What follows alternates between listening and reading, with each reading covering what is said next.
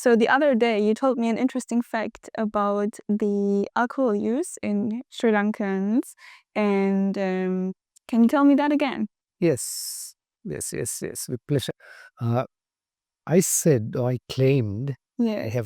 I don't have real evidence from so-called scientific studies that Sri Lanka has probably the highest percentage of alcohol users who know that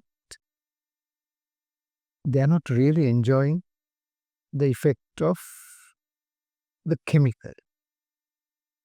They're aware.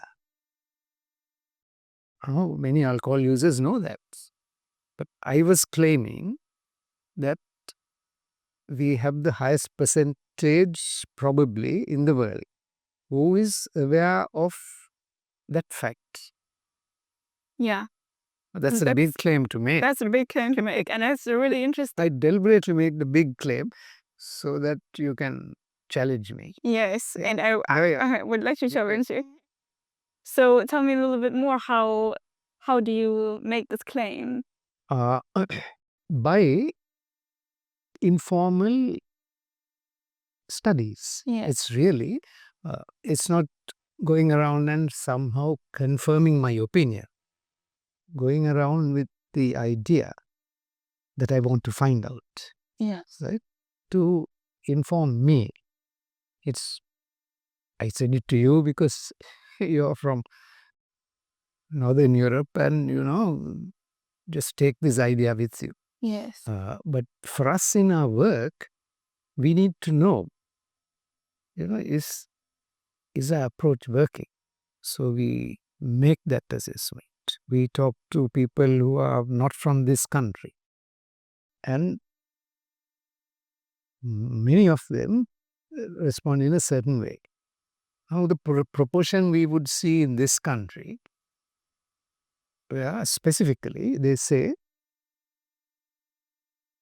actually, I don't enjoy this alcohol effect at all, but I drink because I have to socialize. Yes. Many people in other settings, more than here, don't have that level of understanding about the actual effect they have. So, the actual effect the alcohol has. Yes, alcohol's in the body. Yes. On the body and the brain and the mind and their way of thinking and their perceptions, experiences, mood, all of that. It's, I feel nice and euphoric. Well, then you should feel nice and euphoric. Even if you're not dependent, when you take that amount of alcohol at home Mm-hmm. and say, look, I'm going to check now, is this going to? Then find the people who have trained themselves to feel nice and euphoric in other settings. It's called, conditioning, whatever you want to call it. Yes. It sort of triggers those other associated moods. But for the majority, they don't fall for it. Yeah. And they say, so that's my claim. And my claim is that the proportion who sees that is pretty high in this country. High in this country, yes. And we can go into that a little more or into the basis of that. Yeah, I think before, can I also ask, you were saying you were looking to talk to people that to find out if your claim is right. Yeah. Right? Yeah. So how did you find the people and how did you? Well, actually, some of these are deliberate interventions by us. Yes. Right? So we would talk to people and say, look, Cham, when you next drink, try saying what you feel to one person in that group. Just, not a big announcement to all 10 or something. And see what happens. And he would say, it's mostly in men's drinking groups that we have done this. In men's drinking groups among Sinhala or Tamil speaking people mostly. not so much in the English speaking Sri Lankan world. Mm. They are in another world. Right? They identify with the world that you occupy. They identify with the European or Western, or that is their higher level. But they would like to be, but are still here, what to do, right? That group is more resistant to change because they think that's what the higher level mortals experience. So when we do this, we want to check. So you say, look, chum, why don't you just say, I'm not enjoying this very much, are you? Now the research is in the drinking setting. Yes. It's not retrospective, Yes. right? It's either in the setting or prospecting. Next time you drink, check out at what moment do you find your mood improving or your inhibitions being dissolved and you are not shy or you can be open with your things. At what point in the drinking ritual does that happen? That kind of thing. Yes. Yeah. I understand it. That's really interesting, and now I understand better your claim. That's right. Yes. Yeah. Um. And you were saying that you will ask the people either prospective or in the setting. Do they have any specific reason to drink apart from the social? Is it mostly the social pressure, or why are they? The social pressure, but it operates at different levels, right? The Yes. social pressure might be, there are 3 people who are regular users and I'm not a regular consumer, but I am joining that group for the first time. And then if I'm not a regular consumer, one of them, especially if they are my peers or have a little more authority, then there's, come on, why don't you join me? And that's the direct social pressure. Mm. Right? More powerful and less visible is the indirect social pressure. This group is a group I would like to connect with. And maybe they are even slightly socially higher or more westernized. Yes. Then you want to be part of it because you want them to identify you as one of them. Then it's not direct.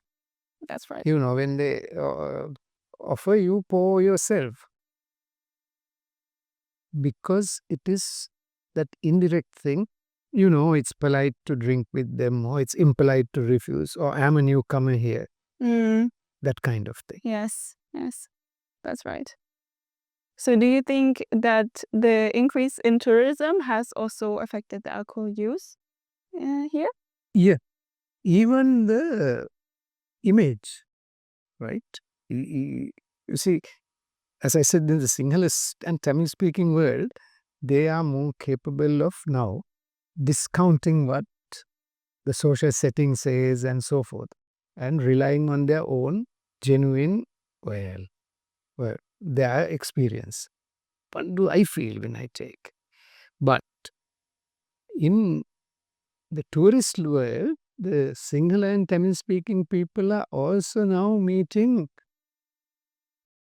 the tourists and going around with them and showing the sites or selling them something. So they're at a higher level than us for the man there. So when the tourist lies on the beach and sips a beer, there's more magic than when a local who is seen as slightly lower status.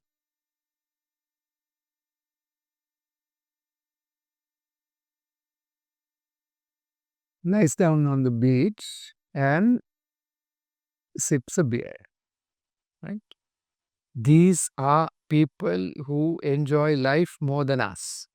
See, they are drinking, so it must be good. Yeah. And it must feel good. Yeah. And the picture that is sold by tourists is also a little biased because we are on vacation. Yeah, exactly. And of course, when they don't behave the same at home. It's the other point. Yeah. That we don't notice, right? That this person is already super relaxed. Yeah. They're on holiday, Yes. right? And for the person who is serving and living there, this is not their holiday. Yes. So there is a mismatch in actual life circumstances at that moment. This one is working, that one is on holiday. Although they're interacting as if they're both on the same level, so that you're quite right. That adds to the image. Yes. Yes. If you want to relax, take a drink. Yes, that's true. That's That's the dynamic. yeah, that's an image that's like sold from tourists, I would say. Yeah. Just coming back to that, if I may Of course. intrude. Now, one of the things we would want to teach the tourists as well is, I hope that they take it back to their countries and spread this understanding and education. The science of relaxation, the science of drug using, and what does it actually deliver? Can I get this better than I'm doing now? Or am I not getting anything? For that, one of the things would be with alcohol. Try to work out the next time you're consuming, at which point you start feeling good because of the alcohol. And just note it. Just continue to drink, but keep a note of this. Yeah. Almost all, I dare say all, say that the joyful, relaxed, doesn't matter what happens kind of mood starts at the beginning of the ritual. From the time you cheers and collectively switch the mood. Now we are, in another mood level. The alcohol is mostly still in the glass. Some of it is going down the esophagus or into the stomach, reaching the brain at levels that the brain notices is half an hour away. When the best mood is that half hour. Yes. Before the brain notices your alcohol. That any ordinary human being is able to understand. And test the next time she drinks or he drinks. Yeah. Then what do you have to learn? It's the first sip that makes it nice. Exactly. After that, all the rest is redundant. Unless you enjoy the taste. Yeah. Yeah. In some beverages, the tastes are nice. Some are horrible. The most expensive wines, the connoisseurs, when you taste, so maybe my tongue is not properly adjusted, but when you taste these most expensive wine, they say dry wines, right? Not the sweet ones. And the less expensive and the less expensive. Unless you're told this is much better than that because this is more expensive. For me, the taste thing is very difficult to discern unless you I got into that stupid thing when I was in Europe, in England, right? Trying to work out, the best wine and the quality wine, and farce, total farce. The C2H5OH, the chemical is the same. The cost factor then must be the taste and the aroma. Yes. Yes. And if you can't actually, the normal human being, appreciate this as more pleasant than the other, we can notice a difference. But we are told that difference is now, this is better, that is worse.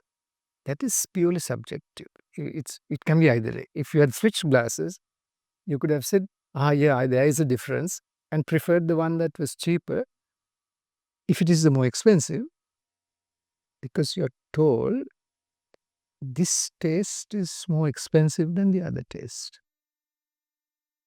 That's the taste part of it. Yes. Mm.